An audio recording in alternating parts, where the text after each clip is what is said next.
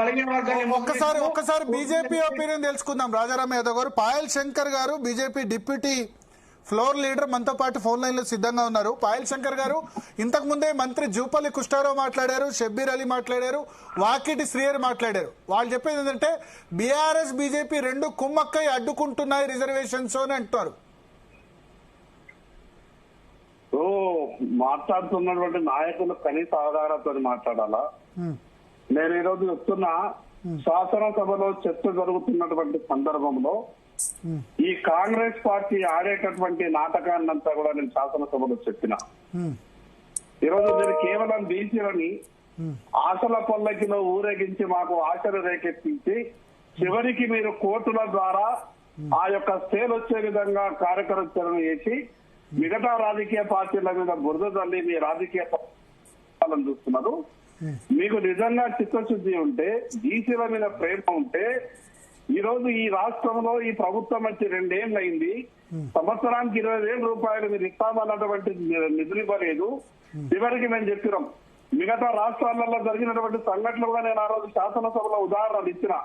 కానీ ఈ రోజు క్లియర్ గా ఈ రాష్ట్ర ప్రభుత్వం కాంగ్రెస్ పార్టీ ఆలోచన ఏంటి అంటే, కాంగ్రెస్ పార్టీకి ఎన్నికలు పెట్టాలని లేదు, కాంగ్రెస్ పార్టీకి బీసీలకు న్యాయం చేయాలని లేదు, కానీ కేవలం నటించి ఈరోజు బీహార్ రాష్ట్రంలో రాజకీయంగా పబ్బం గడుపుకోవాలని ఒక రకమైనటువంటి ఎత్తుగడ వేసింది.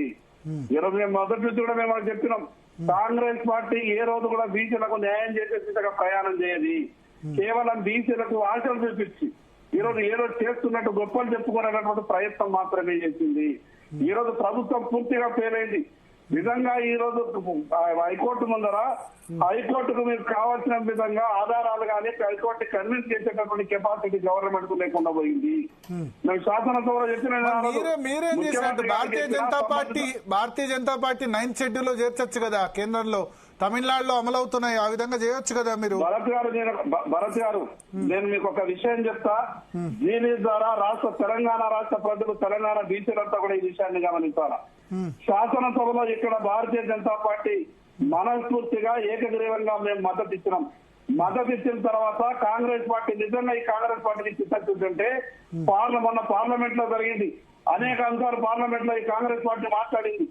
ఏ ఒక్క పార్లమెంటు సభ్యుడైనా, రాహుల్ గాంధీ అయినా పార్లమెంట్ లో 9th షెడ్యూల్ లో ఈ విషయం చేర్చాలని పార్లమెంట్ లో మాట్లాడిందా?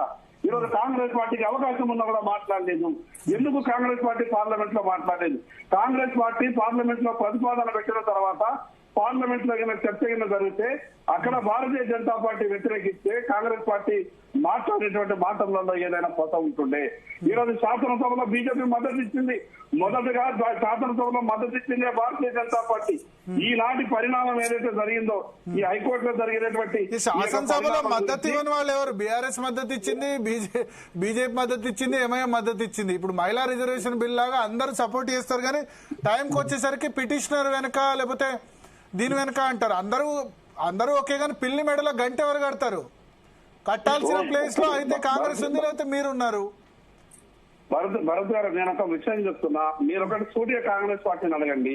ఇక్కడ అసెంబ్లీలో అయిన తర్వాత షెడ్యూల్ 9 లో చేర్చాలనేటువంటి అంశం మీద వీళ్ళకు క్లారిటీ ఉన్న తర్వాత, రాజ్యాంగపరమైన చిక్కులు వస్తున్నాయని తెలిసిన తర్వాత పార్లమెంట్ లో షెడ్యూల్ 9 లో చేర్చాలనేటువంటి విషయం మీద ఈరోజు కాంగ్రెస్ పార్టీ పార్లమెంట్ లో ఎందుకు మాట్లాడలేకపోయింది?